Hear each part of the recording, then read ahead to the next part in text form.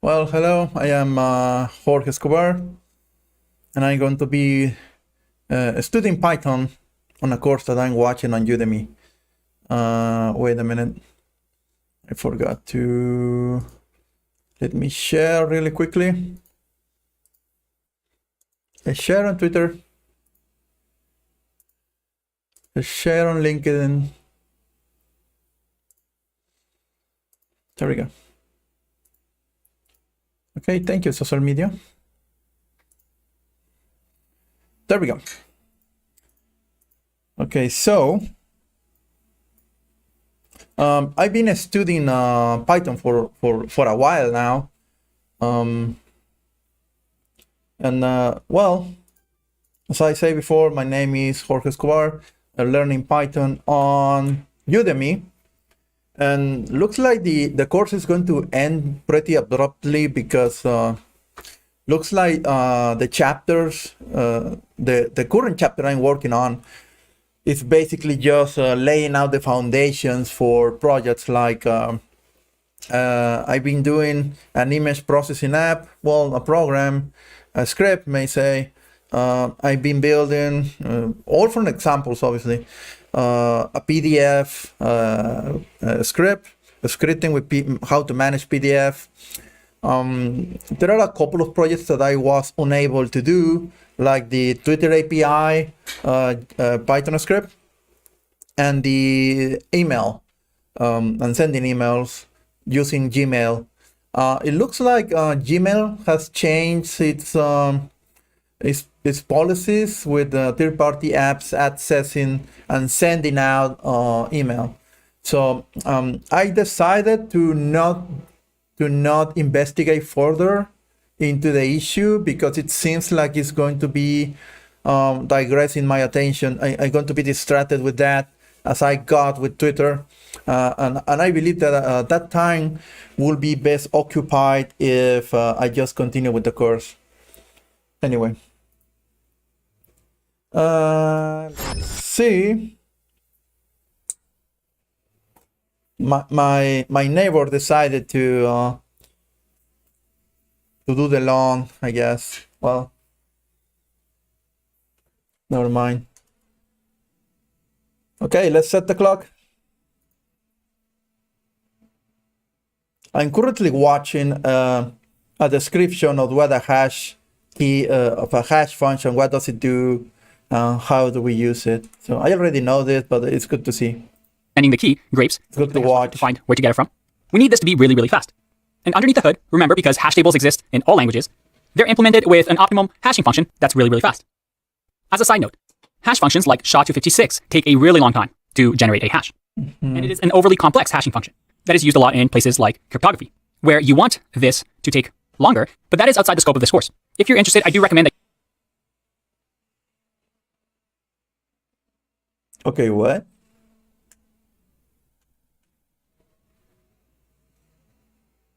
It logged me out. I wonder why.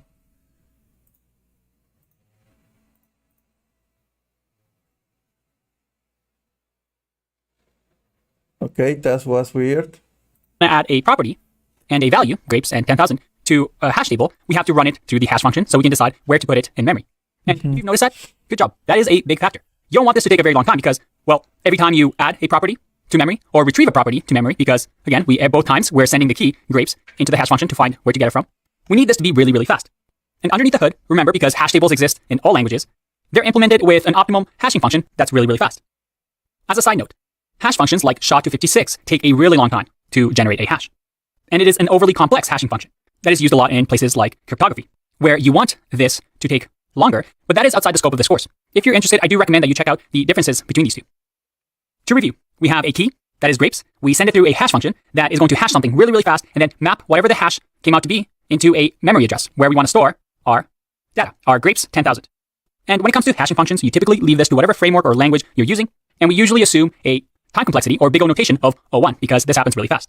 All right, now that we understand what this black box does, let's talk a little bit more about hash tables, why they're useful, and why, in some cases, are better than arrays. Okay.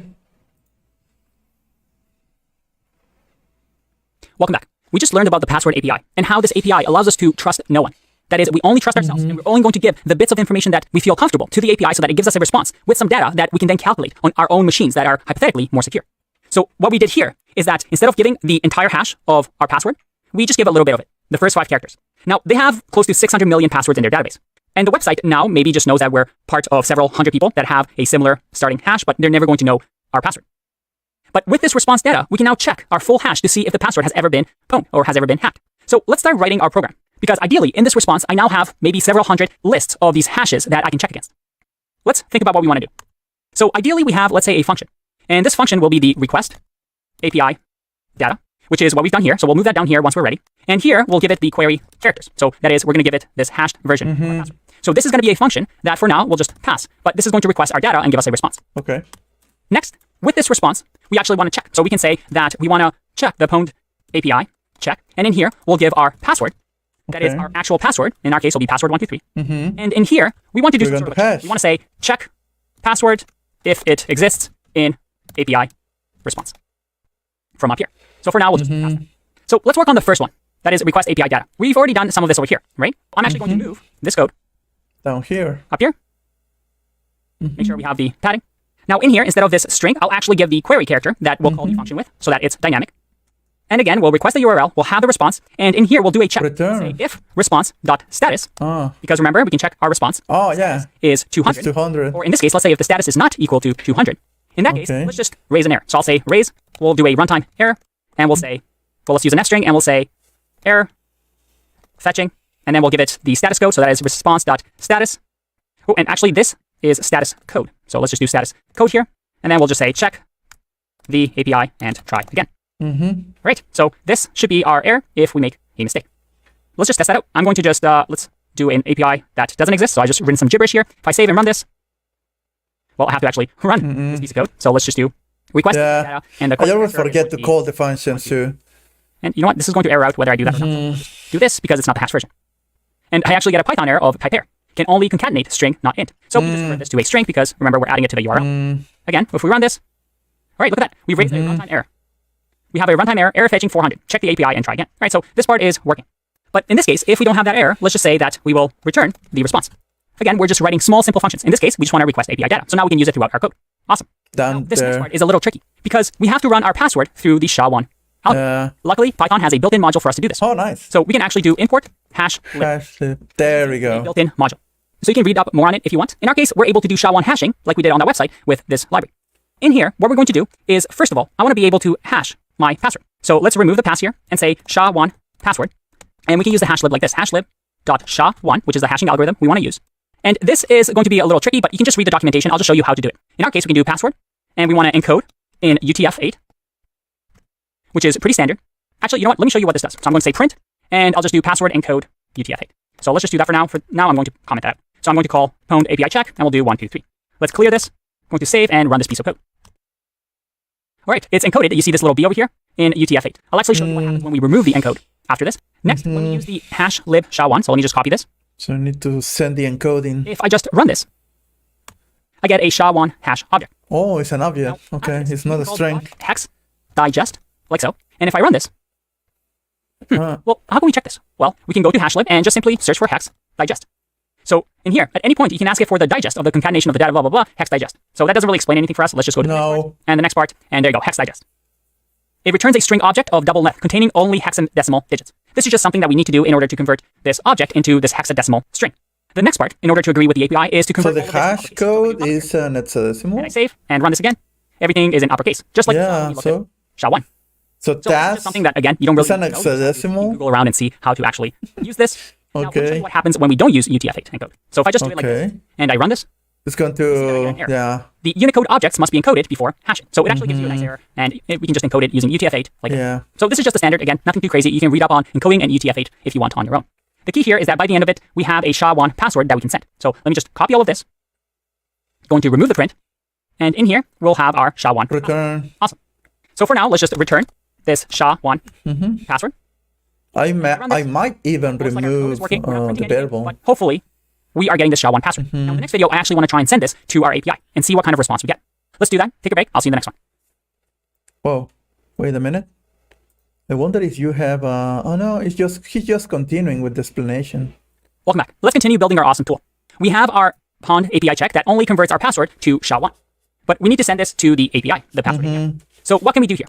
The first thing we want to do is remember we only need the first 5 characters of our password, or the hashed password. So we do something fun here. We can say first 5 characters, and also have what we call the tail. So we're going to store the first 5 characters in the first variable, and in the second variable, we're going to store the remaining, because we're going to need both of these later on. Okay. So in here, we can just use the nifty little thing that, well, Python allows us, which is this nice little syntax to just up until 5. Up to the 5th character.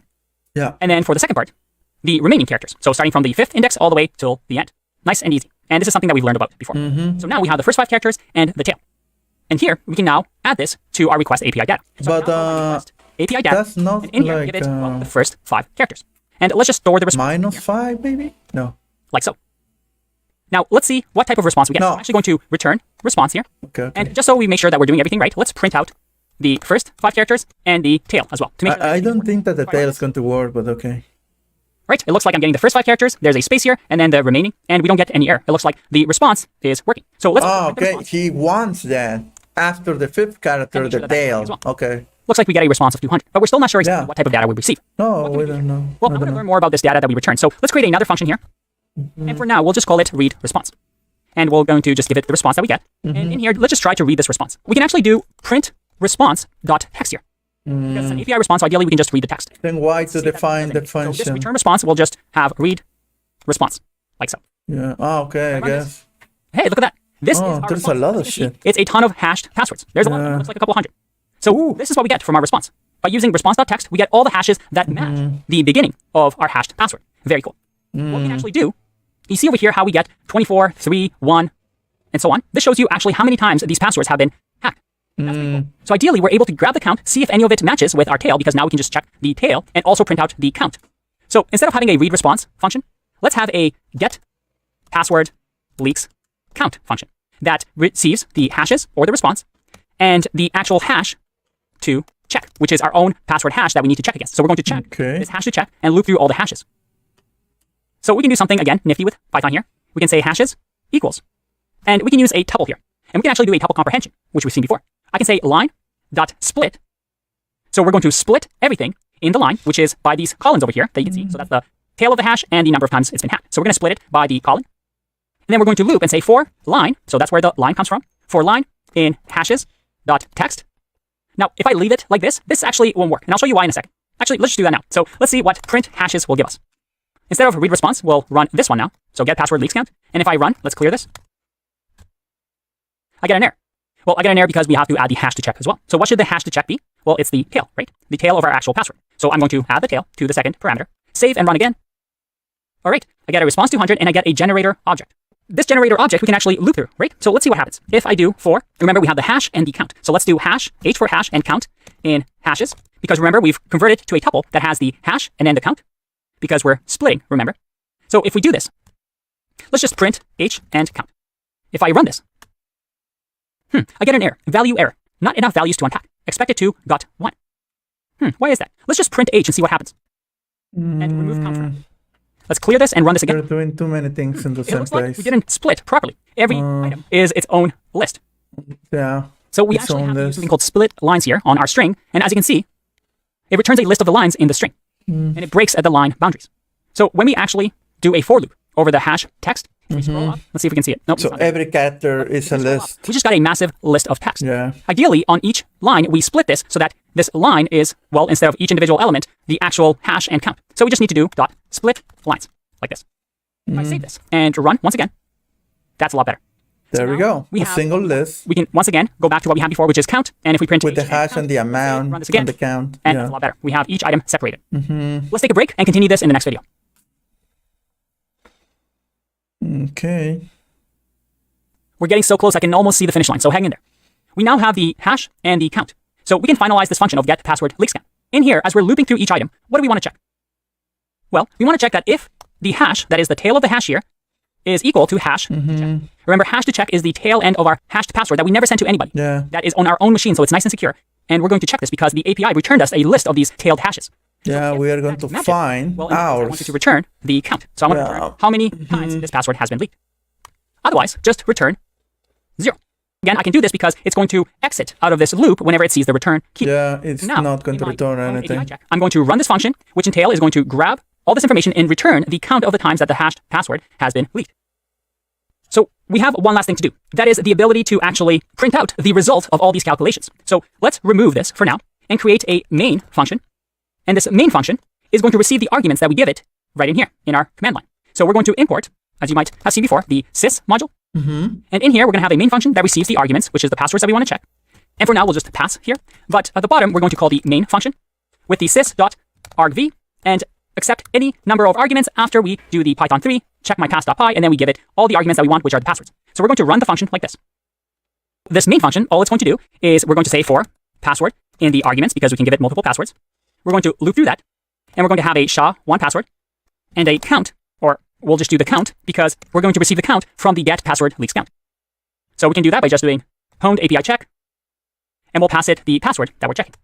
And all we're going to do is actually inside of this block say if count exists.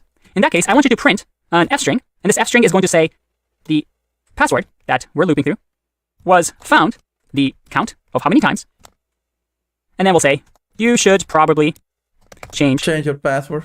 your password. I guess. Otherwise, if that means there's no count, that is, there were no matches, then you're all good. We can say f-string password was not found. Carry on. So that's a good password. You should carry on. You're all good. And then finally, just for fun, let's return out of this function, return done. Just like that. Okay. If I save this, let's see what this gives us. I'm going to say Python 3, check my pass, and let's just check hello. I get hello was not found. Carry on. Hello was not hello found. Was found before, right? I mean, that's a simple password. We should actually get something good here. Yeah. I also want to remove this response of print since we don't need it anymore. Can you spot the error? Again, this is a bit of a tricky part with Python, right? The bugging time that we've seen before. So you want to get good at debugging your own code and figuring out what happens. In this case, we can go step by step through the code, but we can think, we actually never tested this count function. And if we look over here, our indentation that was a mistake. If check, but then we always return 0. Oh yeah. After the fourth. Wow. Nothing has been matched. Yeah, you're right. I didn't even saw that. Run this again. Oh no. Right, now it's working. You notice that's one simple slight error can give you completely different results. Just indentation. And try out something And with that something may even cause it's also important problems. to use your debugging skills that you'll develop throughout the course. Yeah, to try and you need to be really now, careful. No programmer is going to write a perfect program right out of most of the time. You're trying to figure out why you're getting this error, why this is happening. Unit testing, you become better. test-driven development is a must now. Here to this is to just keep coding. Hopefully, throughout the course, you've seen some of the errors that I make and how I debug them, so that you set these patterns as well. Anyway, it will not awesome. work like that. Let's try a couple more things. Let's say bye and then some gibberish. But to be honest, I have not. Awesome. Our password checker is working. Yeah. Now, I want to do one more thing here to finish out this project, so let's do that in the next video. Yeah, probably I will not work like this in real life. I will actually do test-driven development. If you start talking about it during an interview, the interviewer is going to be pretty impressed because it does have some pretty advanced topics. But hopefully, this whole process made sense, and you now have a tool that works and that you can even check your passwords to make sure that you're being secure online.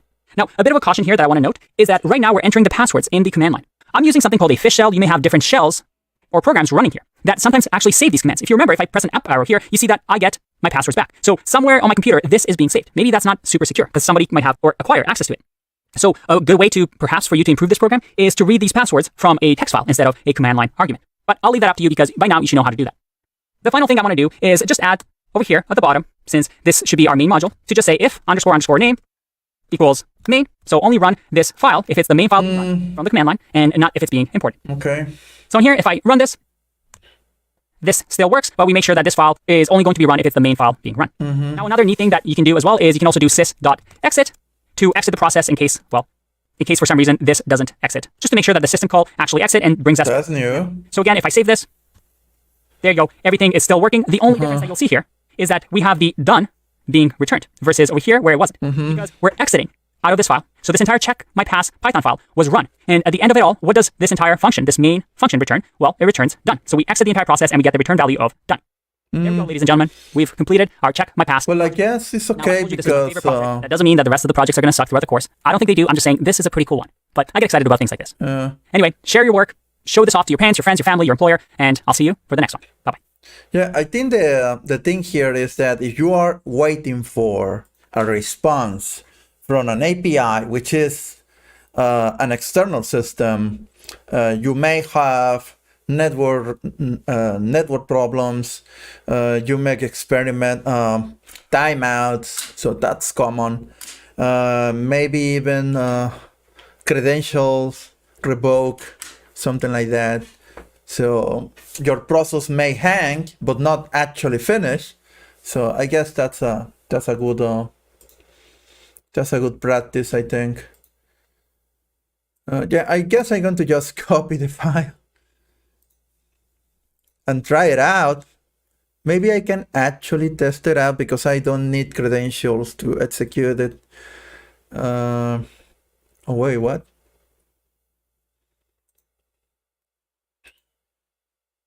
Okay, 17/07.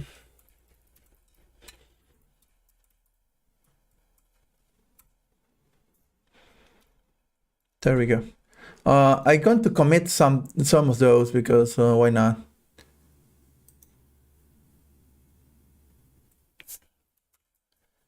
I hope. There we go. That's the email file. Okay.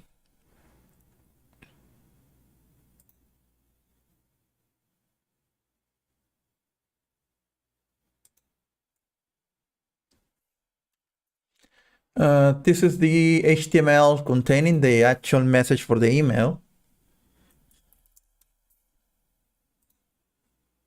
And I'm even using the shortcut for copy pasting the relative path for these files.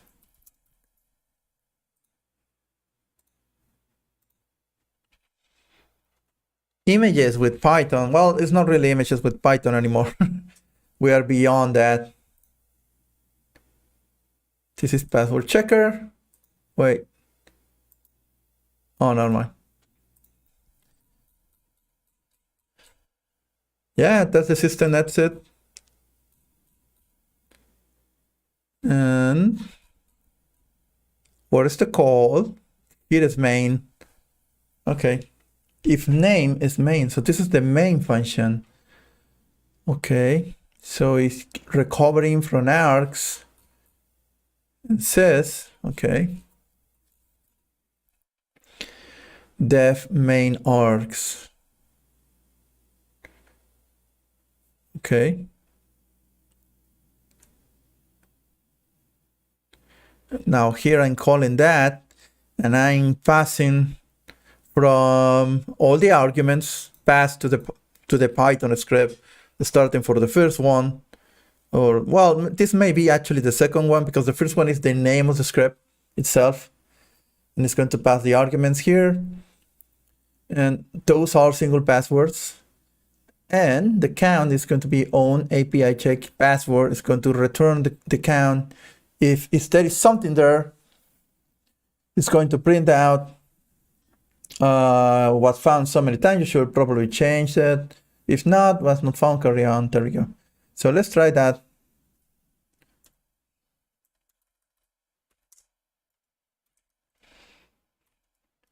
Password checker. Hello world. Let's see if that's found. Let's try another one. Let's try 1, 2, 3, and some gibberish. Let's try that. There we go. Hello world was found 73 times. You should probably change your password. Password 123 was found 172 times. You should probably change your password.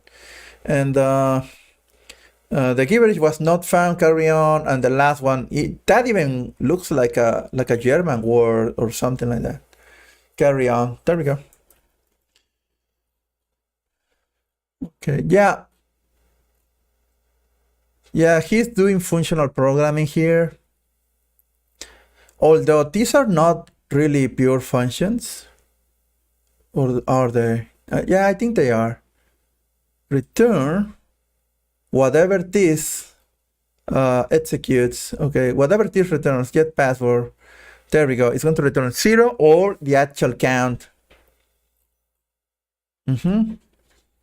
And that's going to be returned. Okay. This is a good example of how to do actual Python scripts. more than learning about checking passwords, I really like how he ordered his code on this example here, on this project. The next one is the Twitter bot. I already watch those videos a lot, and I try to debug why I'm not able to sign up for a developer account. I just stuck on this step, so yeah, never mind, I guess. Oh, this is the dummy PDF. I think this is going to be great for processing files and whatnot, you know.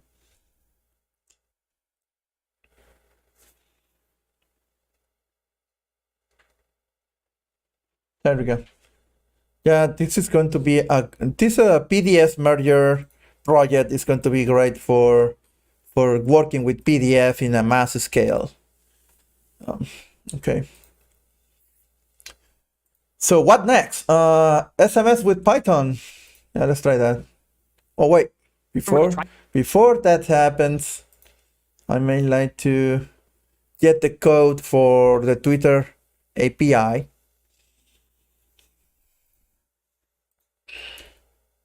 No. There should be a copy text button here, but never mind. Okay, let's make another file.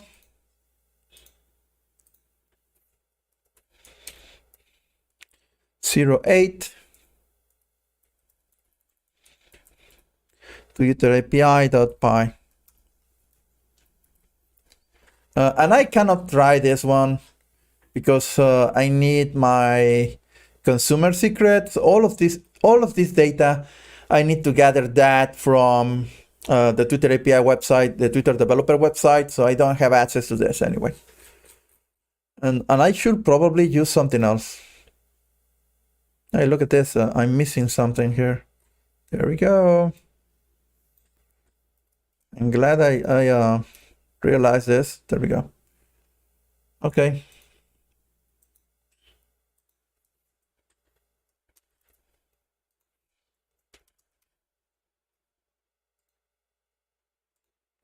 Let's sync. And just in time. Okay. Okay. Well, let's get ready for, I got my Nintendo Switch back, so let's play on it. So my nephew came for some days. Yeah, the cover is off, and he really likes to play Mario Odyssey. I didn't really like that game too much. I do like this Hyrule Warriors game. It's way more grindy, but I enjoy the grind because I can pause it at any time. Well, most Nintendo games are like that, basically. You can play them for a while, and if you need to get back to work when the clock ticks, when the clock reaches 0, well, I can just pause the game. And the one thing that I don't really like about this game is that it gets frame rate dips very, very hard. Yeah, there are a lot of things happening, and basically the Nintendo Switch is not powerful enough to render everything at a good frame rate. So yeah, that's about it. Okay.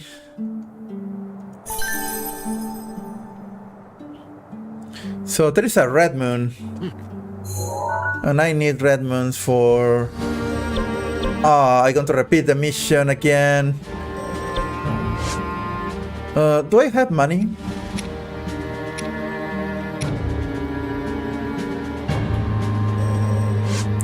Actually, I may like to try the. ¡Viniste! Yeah, thank you.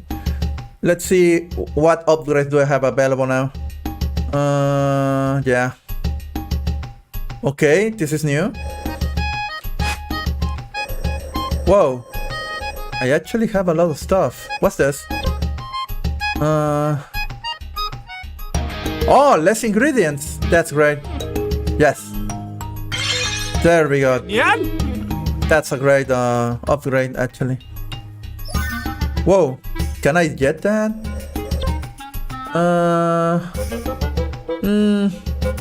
So more HP when I use the apples. Good, but not necessary. What's this? Okay, so merchants get new items, I guess. I might like to try that. Wait. These are upgrades for Link's new weapon. But I'm interested on this one. Yeah, because I really need materials, so... Yeah, I'm going to save it. This seems interesting, but I want more materials in order to get all of that way faster. So, let's try it out. I need money, so... I might like... here's the red moon. Well, actually, I might like to... Well, it's no longer needed. This weapon is really useless now because it's just experience. So maybe Mifa. Mifa's okay. Puedo confiar en ti. Okay. Yeah, I don't really like that one. Never mind.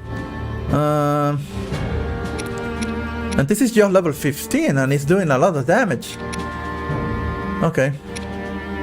I don't have too many weapons anyway. Oh, wait. Okay. No, that's for materials. So, no money.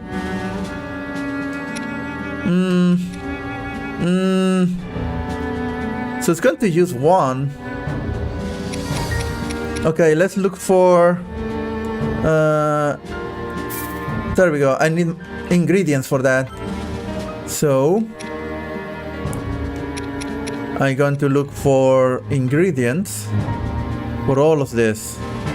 Maybe that. Well, I just spent my 5 minutes doing this.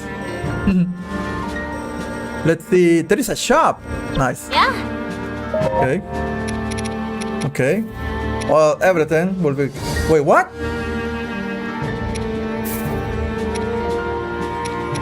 Oh. Well, I guess. And that's it, I don't have any more. Well, I can buy one of those. Oh no, I can't. Oh, I no longer have any money. Well, at least I can...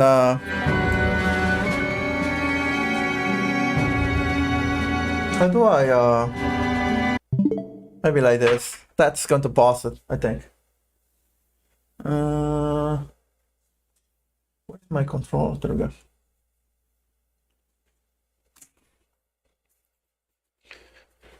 Okay, so whoa. That's not it. Wrong computer. Okay, never mind. Let's see. Is that already? I guess I'm going to push up to the end of the chapter now. There are only 3 videos and they are very short, so I'm going to try them. What? Hey, we have another project that we need to work on. Now, this project is a little unique because it's going to be a simple project, but I'm going to attempt to do this with no rehearsal. I haven't really tried this before. I want to show you exactly what my process is when I'm exploring an idea. Well, short videos anyway. A text message. That's right. Using Python, I want to receive a text message on my phone. And there's some interesting use cases, right? You can perhaps create a Python script that checks the stock price of, let's say, Apple, and maybe sends you a text that this is now a good time to buy Apple when the ticker symbol gets to a certain price. Or maybe when we create our portfolio in the web development section of this course, and we'll have a contact form for our clients to contact us. Maybe when that happens, we want to send ourselves a text message as well. So this is a very, very useful thing to know. But how can we do that? Well, luckily, it's all about APIs. And Twilio is the go-to when it comes to anything related to communications. Whether it's text, voice, or audio, Twilio is a great API for you to use. Now, if I click on Twilio here, again, we see that some big companies are using it, but we're also going to have to sign up to the service. Now, I'm going to save you the trouble of me going through the sign-up process. Instead, I'm going to fast forward and show you once I'm logged in. All right, once you're logged in, you're going to get to the dashboard over here, and you're going to want to create a project. Okay. So you see over here that there's a couple of templates that you can actually just create for yourself. You can do phone verification, SMS chatbots, two-factor authentication. There's even a game, Learn and Explore, which allows you to explore the API. In my case, I don't want to use a template. I want to just create a product, and I want to do a programmable SMS, that is text. So let's continue. And by the way, websites like these always change their UI and the visual, so it might look different for you depending on when you watch the video, but all the functionality should be the same. I'm going to give my project the name Zero to Mastery Texter. And let's click Continue. Nope, I don't have any friends. This is just me, so I won't invite a teammate. And there we go. We have our dashboard. In the next video, I'm going to try and attempt to send myself a text message. Now, I haven't really practiced this, so we'll see how it goes. We'll do a bit of trial and error. I'll see you in the next one. Bye-bye. So again, I haven't really done this much before, but let's see if I can send myself a text message. I'm going to say Get Started with Programmable SMS. All right, and I'm building my application. Looks like I can just click on Just Exploring. Let's see how I can do this really, really fast. Oh, first I have to get a Twilio phone number. So in order to send a message, I need a phone number. And this is my Twilio phone number. Right, so we'll choose this number. That's great. All right, I'm going to copy this number in case I need it. Let's click Done. And by the way, a job of a programmer is to, well, most of the time, read documentation, Google around, and just figure out how things work. You're just a problem solver. Right, so we have Send a Message here. We have my phone number that I just received. And let's see over here in the right, Request. It looks like, oh yeah, look at that. I can click Python and it shows me exactly, how cool is this? Exactly send my message. All right, really have it there. The auth token and the SID. And it looks like the auth token I'll have to grab. All right, in the next video, we're going to copy this code and try to send myself a text message. Let's see if it works. Okay. Oh, Jahart. Welcome back. Padwa, hello there. How you doing? The code that I need to send myself a text message. Let's give that a go. I'm going to copy and paste into my .py file that I just created in my TextMe folder. Okay. And all right, that looks like it's the code that I need. Now, before I do this, it looks like this gives me a nice dashboard to test out my code before I actually run it myself. So I'm going to here, in this To field, actually put my phone number down. Now, I'm going to blur this out. I won't blur it. I'm already bad at answering text as it is. Yeah. And the body over here will say, hey. Hey. Or you know what, let's go. Hello, world. Hello. There we go. And we see over here that it actually updates right over here. Oh. So let's make the request and see what happens. Well, that's from the website. That request.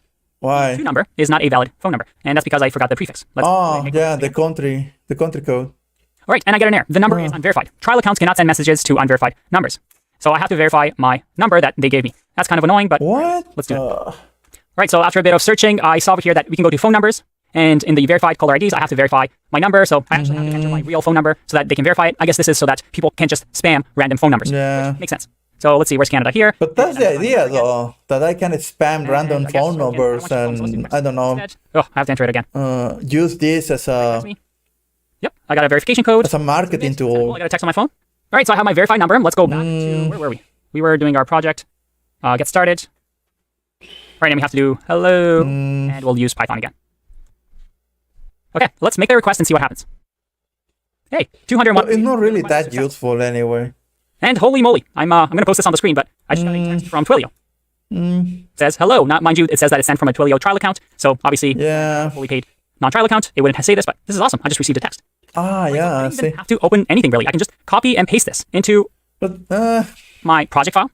I just need to copy the auth token, which in here they automatically include, but I assume that I can get the auth token somehow from here. Let's see how we can grab it. Let's do you need to blur that one out. I'll search auth token. Let's do authorized app search. But nope, not there. Where could it be? If you need to authenticate the number. Nope, that's not it. What happens if I want to send mass SMS messages to a lot of numbers? Do I need to authenticate them? Paste it in here. And I can change the body to whatever I want. So I'll say, I can't believe this works. I guess. The other thing is we have to download the Twilio library. So let's just say pip3 install Twilio. Okay. All right, and this is now installed. And let's run this file. I'm going to say python3 sms.py. All right. Okay. Looks like it may have worked. Let's see. Oh boy, I'm taking a screenshot of this. That definitely worked. I just received a text message. How cool is that? Now, the reason I showed you this text tutorial is not because you really learn anything from it. Yeah, not really. Process when I work through things that maybe I haven't encountered before. It's a lot of Okay. trial and error, knowing where to look. For example, I knew that Twilio was a popular tool for text messaging, but Is it? Googling, you're most likely going to come across Twilio. And then it's all about reading about their API and what you can do. And most of them, like Twilio, if they're big enough, have really good documentation where you basically don't even have to code. Now, the beauty here is that in a couple of minutes, I was able to send myself a text message. And now there's so many use cases that you can think of. Again, we want to start thinking like programmers. How can we use this? Maybe when we receive an email from an important person. Maybe when we get a specific tweet that we're interested in. Maybe we can receive a text. Or maybe that one. Maybe you have a portfolio website and you want to get a text anytime somebody completes your contact form or maybe orders your product from your startup landing page. The possibilities are endless. But with that, you've just learned how to send yourself a text message. That was a lot of fun, but I think we deserve a break now. So I'll see you in the next video. Well, I guess. But I will not use SMS though. Let's talk about web scraping. One of the things we can do with Python. What is web Wait. scraping? Web scraping. Stop. Okay, so that was the last video for SMS, right? For this chapter over here, scripting with Python. So we are already done with the scripting, and we are almost at the end of the course. Actually, I think I can finish this one. It's 1 hour and 10 minutes today, and I am really interested on this one because, well, basically, scraping data with Python allows, I wonder if I can interact with the page with websites.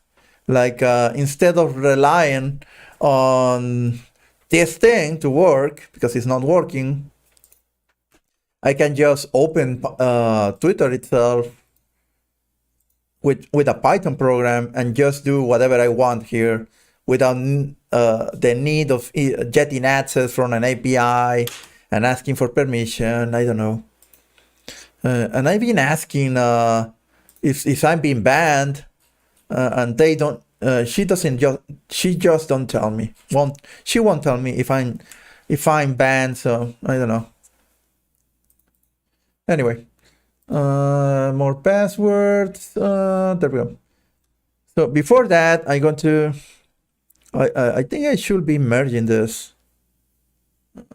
Let's move into. Let's get into GitLab. Let's make the merge request.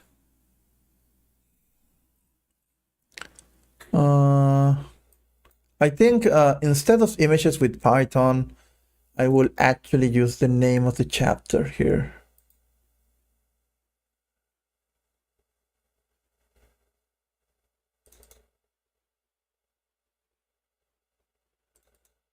There we go.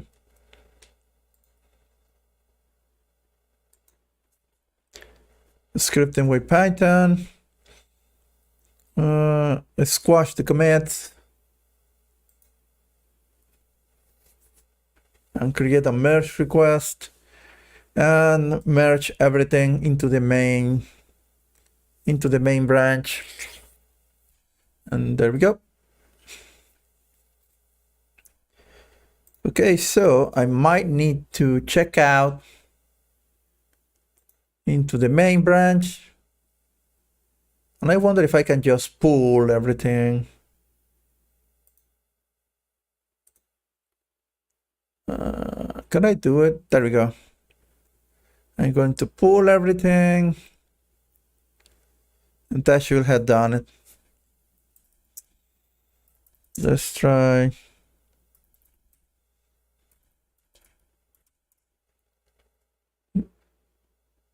What? Oh yeah, because this folder exists. What? It didn't pull jack shit. Not that. There it is. CD section 17. Okay.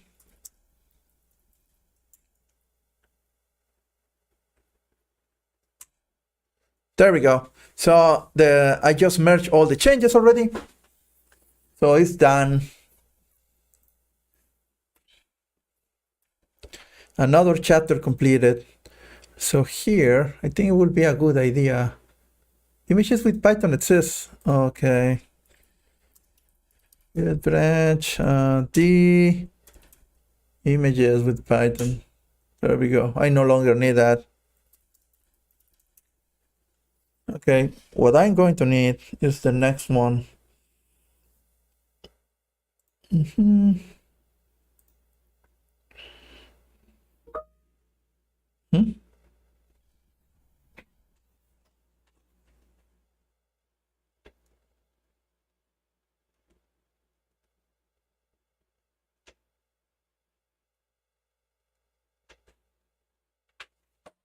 Okay, that's another thing from my job. Okay, now the next one is scraping data with Python. And actually, I think I'm going to restart the stream and assign it a new name just to make it just to make sense. But first, no, check out -b. And I wonder if I can create it like this. Is that a thing? No. I wonder. Okay, I get it. Maybe this? No. I guess no spaces. So it's going to end up looking like this.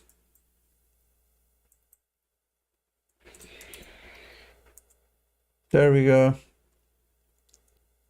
And I'm going to remove these columns. There we go.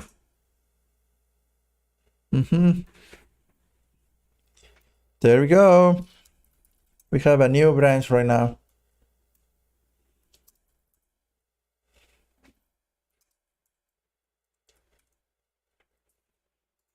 I wonder if I can do this.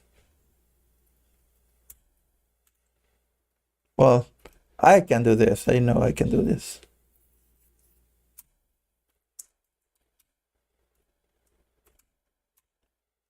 There we go. We are ready for the next one. And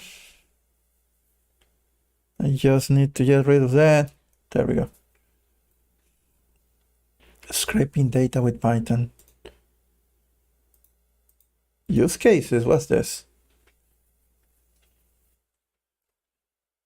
Yeah, whatever. Typical applications. Social media sentiment analysis. That sounds good. E-commerce pricing. That sounds good. That's another of my main interests for scraping data from shopping websites. No, wait.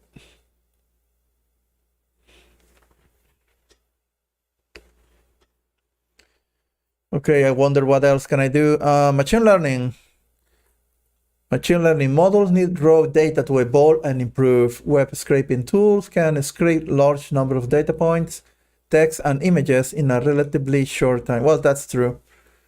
Data mining, basically. Identify the goal. Any web scraping project begins with a need, a goal detailing the expected outcomes is necessary, and it's the most basic need for a scraping task. Okay. Tool analysis, designing the scraping schema, test runs on larger jobs. Okay. Output formats, databases, improving the performance and reliability of the scrape. Things to stay away from. Okay, stay away from sites that had too many missing values. So basically, broken websites. Stay away from that. Okay. Okay, so I'm going to restart.